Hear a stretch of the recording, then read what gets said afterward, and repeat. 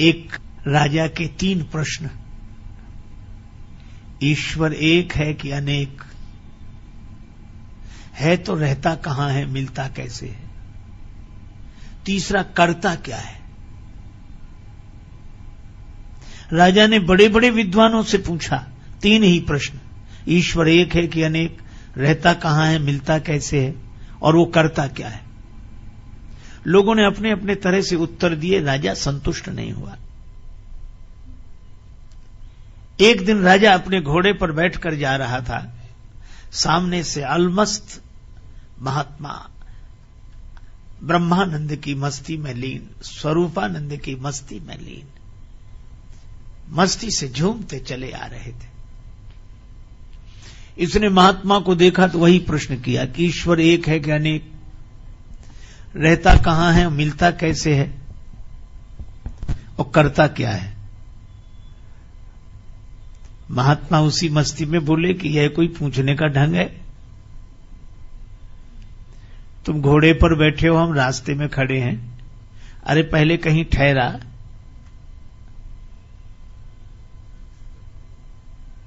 मैं विश्राम करूं, मेरे खाने पीने की व्यवस्था कर, फिर श्रद्धा पूर्वक पूछना। श्रद्धावान लभते ज्ञानम। यह तो उद्दंड का ढंग है, श्रद्धालु का नहीं। राजा समझ गया कि यह महात्मा वैसे नहीं है। हाथ जोड़कर बगीचे में ले गया।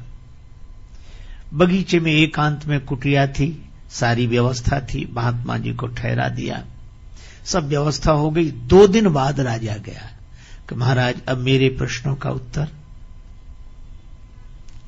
महात्मा बोले अकेले में सुनना चाहते हो कि सबके बीच में? राजा ने कहा कि सबके बीच में हो तो और अच्छा, सब समझ लेंगे। महात्मा बोले तो सबको इकट्ठा करो। महाराज तो ये आज 1-2 दिन में तो सब इकट्ठे नहीं हो पाएंगे, हम सूचना करेंगे और तब धीरे धीरे धीरे सब लोग इकट्ठे होंगे।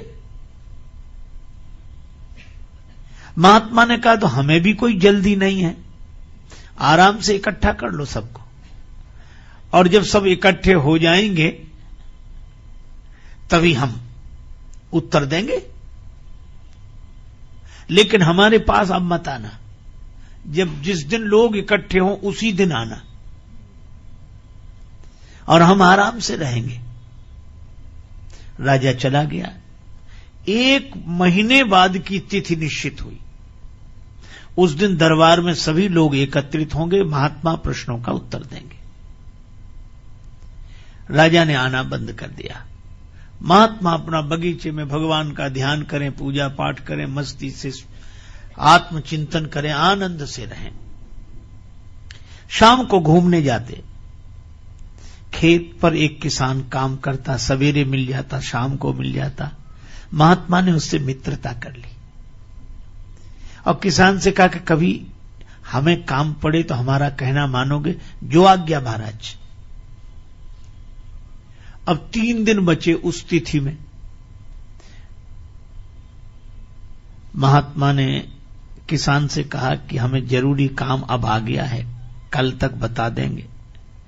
महाराज बताओ। बता देंगे। अब जब 2 दिन बचे तो महात्मा ने कहा कि अब बताएं? हाँ। अच्छा कल बताएंगे। अच्छा ठीक है। 1 दिन बचा तो महात्मा ने कहा कि तुम महात्मा बन जाओ। अरे बोले महाराज हमारा परिवार घर बार, हम ऐसे कैसे? महात्मा बोले वैसे नहीं, महात्मा होने के लिए नहीं कह रहे हैं, महात्मा बनने के लिए कह रहे हैं। सचमुच होना तो कठिन है, साधु होना कठिन है। चढ़ना पेड़ खजूर, चढ़े तो चाखे प्रेम रस, गिरे तो चकना चूर। होना कठिन है, पर बनने में क्या कठिनाई? तो बोला महाराज, महात्मा बोले 1 दिन के लिए बन जाओ। ठीक है महाराज, सिर मुड़ा लेते हैं, आपकी तरह कपड़ा पहन लेते हैं। और महात्मा बोले एक शर्त और। क्या? अपना लिबास हमें दे दो। हम किसान बने तो महात्मा बनो। अच्छा महाराज, यही भी। अब महात्मा बन गए किसान, बड़ी बड़ी दाढ़ी बाल और किसान के कपड़े पहने, महात्मा के सामने हाथ जोड़े और किसान बन गया महात्मा। महात्मा बोले डरना नहीं, राजा के सामने चलना है। फिर राजा पूजा करेगा, आरती करेगा, प्रणाम करेगा, तुम डरना नहीं। वो बोला महाराज ये तो सब ठीक, लेकिन राजा साहब जब प्रश्न करेंगे सिंहासन पर बिठा के, तब महात्मा बोले हम तो साथ में हैं, कह देना ये तो हमारा घास छीलने वाला जवाब दे देगा, फिर हम जवाब दे देंगे। हाँ ये ठीक है। महात्मा गए, अब वेश से वो साधु दिखे, अब राजा को संदेह हो, लेकिन अब क्या करे, प्रणाम किया, पूजा की और आरती। महाराज विराजे ऊंचे आसन पर, महात्मा के वेश में किसान था वो बैठा, और महात्मा किसान के वेश में नीचे बैठे, सिर झुकाए। राजा ने कहा कि महाराज हमारे 3 प्रश्न हैं, आपने कहा था हम उत्तर देंगे। हां बोलो। पहली बात, ईश्वर एक है कि अनेक? दूसरी बात, वो रहता कहां है, मिलता कैसे है? तीसरी बात, वो करता क्या है? वो किसान तो पहले से पढ़ा हुआ था, कहने लगा राजा साहब क्या साधारण सवाल पूछे हैं, इन प्रश्नों का उत्तर तो हमारा घास छीलने वाला किसान दे देगा। राजा को लगा कि इतना सब आयोजन किया और ये कहते किसान दे देगा, पर महात्मा बैठे थे किसान के रूप में, कहने लगे हां राजा साहब पूछो, मैं उत्तर दूंगा, गुरुजी ने हमें सब बता दिया, मैं उत्तर दूंगा, पूछो। अच्छा चलो भाई किसान तुम ही बताओ। राजा ने कहा कि वह ईश्वर एक है कि अनेक? किसान ने कहा कि राजा साहब मैं बिना पढ़ा लिखा किसान, और आप पढ़ाई लिखाई के सवाल पूछते हो, कोई एक है कि अनेक है, तो फिर निर्णय कैसे हो? एक काम करो राजा साहब, आप कुछ मणियां मंगा लो, ठीक है, गिनना आप, फैसला हम करेंगे। राजा बोला ये ठीक है। एक थाल में मणियां आ गई, अब राजा ने गिनना शुरू किया, एक मणि उठाई, और एक मणि उठाकर राजा बोला 1। किसान ने कहा बिल्कुल ठीक, रख दो, रख दी। अब दूसरी मणि उठाई, राजा बोला 2। किसान के रूप में महात्मा थी, वो बोले झूठ बोलते हो, देखो हाथ में 2 है कि 1? कहा है तो 1। बोले फिर 2 क्यों कहते हो? महाराज लिखा है ऐसा। अरे लिखा है पर देख देख कर, दिखने में 1 है कि नहीं?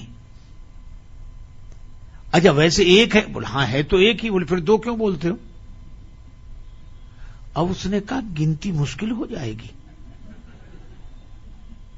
तीसरी मणि उठाई, 3। महात्मा बोले फिर झूठ बोले, 3 नहीं है 1 ही है, 2 नहीं है 1 ही है, 4, 5, 6, 7 नहीं है 1 ही है, 1 के बाद भी 1 ही है। लेकिन वह 1 ही जब दूसरी बार किसी के अनुभव में आया तो 2 हो गया, तीसरी बार किसी के अनुभव में आया तो 3 हो गया, चौथी बार किसी के अनुभव में आया तो 4 हो गया, 5वीं बार किसी के अनुभव में आया तो 5 हो गया, पर वह है 1 ही, 1 ही, 1 ही। राजा सोचे कि बात तो ठीक कह रहे हैं और दिखाई भी 1 ही दे रही है, हम चाहे 2 कहें चाहे 3 कहें, है तो 1 ही। और महात्मा बोले जरा 1 के पहले गिनो, तो 1 के पहले तो 0 है, तो कहा 1 के पहले भी 1 है और 1 के बाद भी 1 है और बीच में भी 1 ही है। इसी तरह परमात्मा 1 ही है, पर दूसरी बार किसी को मिला तो 2 हो गया, तीसरी बार किसी को मिला तो 3 हो गया, चौथी बार किसी को मिला तो 4, 5वीं बार किसी को मिला तो 5। पर वह एक है, एक है, एक है, एक के पहले भी वही एक है और एक के बाद भी वही एक है और बीच में भी वही एक है। राजा ने तो हाथ जोड़ लिए कि महाराज ऐसा समाधान नहीं सुना, न कोई चौपाई, न दोहा, न श्लोक, न कोई ग्रंथ, किसी का प्रमाण नहीं। और गिनने की सही बात है, हम देखते हैं तो एक ही दिखता है। ये 2, 3, 4 तो हमें सिखा दिया गया है, पढ़ा दिया गया है। अगर ये सीखी हुई पढ़ाई छोड़कर देखें तो एक ही है। बड़ा सुंदर उत्तर दिया महाराज, हम मान गए कि ईश्वर एक है, एक है, एक। अच्छा एक बात बताओ, रहता कहां है, मिलता कैसे? महात्मा बोले तुम कठिन कठिन सवाल पूछते हो, खिलाते पिलाते कुछ हो नहीं। तो महाराज क्या, दूध मंगाओ। एक कटोरे में दूध आ गया। अब वो महात्मा दूध तो पिए नहीं, दूध में उंगली घुमावे ऐसे। अरे ये दूध में उंगली क्यों घुमा रहे हो? महात्मा बोले सुना है इस दूध में घी रहता है, तो हम सोचते हैं घी निकाल कर खा लें। राजा बोला आप भी पागलों जैसी बातें करते हैं। दूध तो रहता है पर ऐसे थोड़ा ही मिलता है। कैसे मिलता है? और दूध को जमाना पड़ता है, दही बनाना पड़ता है, फिर मंथन करना पड़ता है, फिर मक्खन निकलता है, फिर आग में तपाना पड़ता है, तब घी मिलता है दूध में ही। पर बातों से नहीं मिलता है, उसकी विधि है, उसका पालन करने से मिलता है। महात्मा ने कटोरा रख दिया, दूध पी लो का, दूध नहीं पीना, तुम्हारे प्रश्न का उत्तर देना था। तुम कहते हो रहता कहां है और मिलता कैसे है? जैसे दूध में घी रहता है, इसी तरह परमात्मा तुम्ही में समाया हुआ है, तुम्ही में समाया हुआ है, लेकिन वह बातों से नहीं मिलता, उसकी विधि है।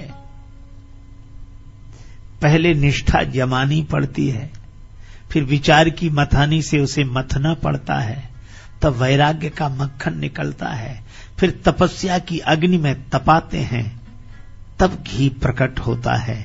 वह इसी तरह वह परमात्मा तुम्हारे भीतर से ही प्रकट हो जाएगा, पर उसकी विधि है। राजा बोला कमाल का, ऐसा उत्तर नहीं सुना। अच्छा एक अंतिम सवाल, करता क्या है? महात्मा बोले कि अब एक बात बताओ, तुम सवाल पूछ रहे हो, मैं उत्तर दे रहा हूं, तो तुम हमारे गुरु हो कि हम तुम्हारे गुरु?